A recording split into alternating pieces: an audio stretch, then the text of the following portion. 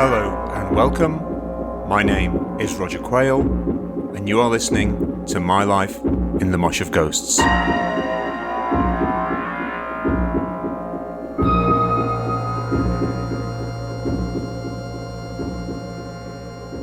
Hello there, and welcome back to My Life in the Mosh of Ghosts with me, your host, Roger Quayle, and thank you for joining me. Moving on, we're on to Gig 41, and there's no great fanfare for this one. It should be fairly self-explanatory. We're going to see New Order at the Atmosphere Club Night at Romeo's and Juliet's nightclub in Sheffield on Wednesday, the 22nd of April, 1981. Here we go. We were strangers for way too long. Where will it end? Where will it end? Here are the young men, the weight on their shoulders. And here is a young man for whom the lyrics of Ian Curtis aptly capture so many existential teenage crises. Another futile crush that ends in rejection. Ruinous squabbles within the band. Joy Division are my go-to group in troubled times. Be it playing air guitar to New Dawn fades, grimacing in front of the living room mirror, or lights out and headphones on, mapless in the derelict cathedrals of sound on side 2 of Closer. Joy Division only played Sheffield twice. First time supporting orchestral manoeuvres in the dark as part of a factory night at The Limit in July 1979, and then opening for the Buzzcocks at the Top Rank in October of the same year. I missed them on both occasions. The nearest I have come to seeing them is on a TV show called Something Else, which was memorably previewed by Peter Powell on BBC Radio 1. Why not tune in to Something Else on BBC 2 tomorrow with The Jam and Joy Davison. On the programme, Joy Division performed a ferocious version of Transmission, and Ian Curtis did his unforgettable flailing limbs dance. A glazen-eyed magician trying to wrangle a recalcitrant rabbit from a too small top hat. On tour with the Human League and the Scars, DVA played in Manchester the night that Ian Curtis died. But the news didn't break until a couple of days later, when we all played in Derby. Listen to the silence. Let it ring out. I have never known death. All my grandparents died before I was born, or was too small to have known them well. My parents, brother, sister, aunts, uncles, cousins, school pals are all of this world. Grief is a stranger. So, on a Monday night in September 1980, when bandmates Charlie, Paul and myself pop into the Beehive on West Street for a few post-rehearsal pints, and find the 3 surviving members of Joy Division quietly nursing their beers after a Western Works recording session around the corner with Cabaret Voltaire, I don't know what to say. What I want to say is, how's it going? I love your band, and I'm devastated that your singer killed himself. They are 3 or 4 years older than me, but tonight, those 1200 days feel like decades. War veterans in grey uniforms, they've experienced devastation that I can't even start to comprehend. And I'm afraid to be the stupid kid who disturbs their hushed trinity. March 1981, and a Saturday afternoon visit to Record Collector up at Broom Hill to pick up Ceremony, the debut single from New Order on Factory Records. Joy Division are back. Same label, new name. Turn Again and turn towards this time. Flick the pages on to an April Wednesday night, and New Order are playing at the Atmosphere Night at Romeo's and Juliet's nightclub on Bank Street, the last night of a short 5-date run. Romeo's and Juliet's is usually an urbane weekend destination for Sheffield's wannabe Farrah Fawcett's and Tom Selleck's, which now and then becomes a midweek venue for the local alternative scene, when aspiring Susie Sues and Robert Smiths mope across the dance floor.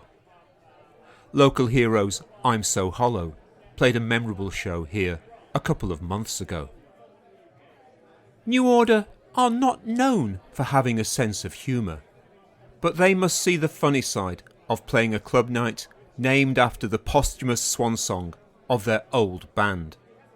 Like Bowie turning up to find himself playing at Ziggy's, or Paul McCartney seeing that Wings have been booked for yesterdays.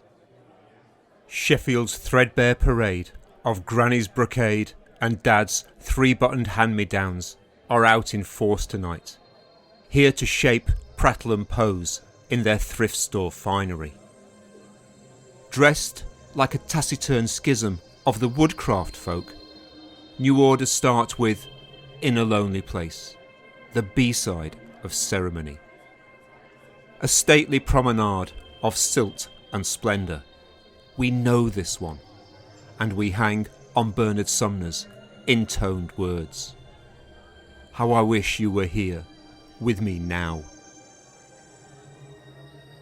If this gig were a séance, it would be obvious who we are hoping to contact on the other side. The band have brought their own PA system from Manchester, and the live sound is monumental.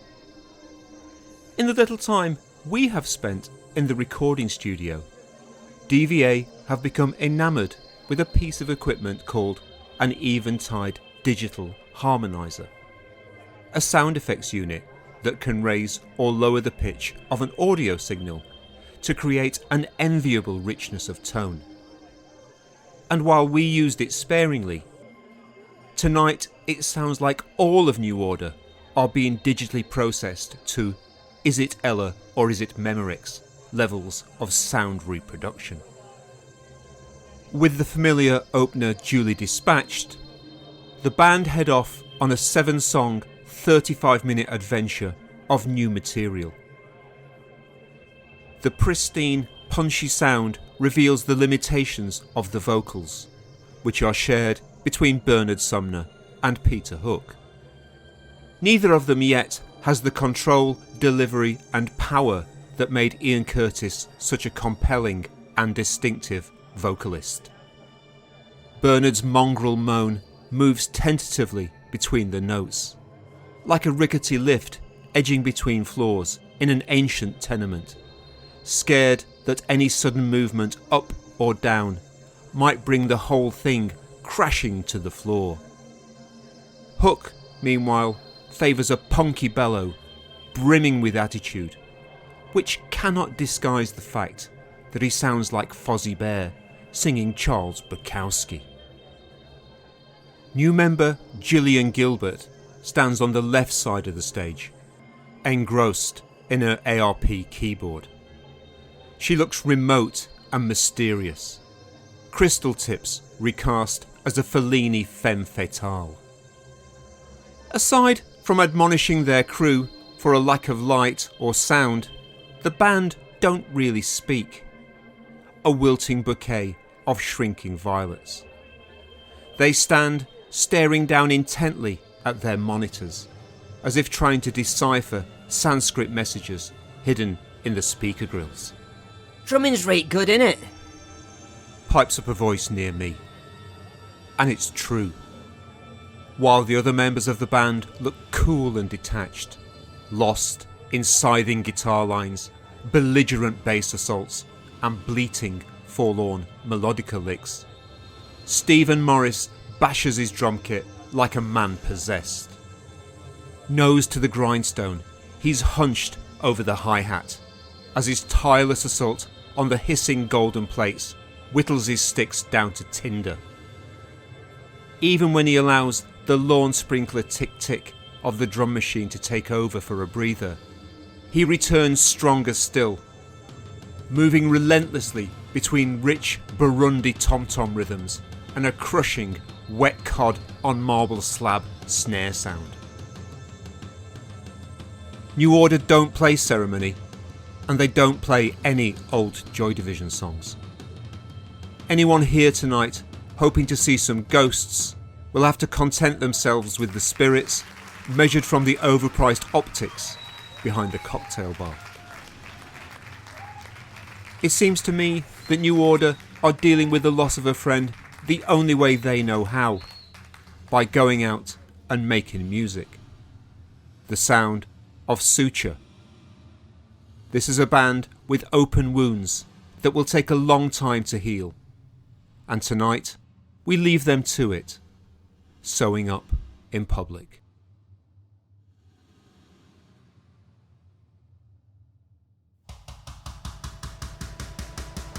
You have been listening to My Life in the Mosh of Ghosts with me, your host, Roger Quayle. Thank you to Paul Widger for the guest voice, to Rionagh for the artwork, and to Simon Elliott Kemp for the intro and outro music. Join me again next time for another episode from My Life in the Mosh of Ghosts. This is Roger Quayle saying thanks and bye-bye.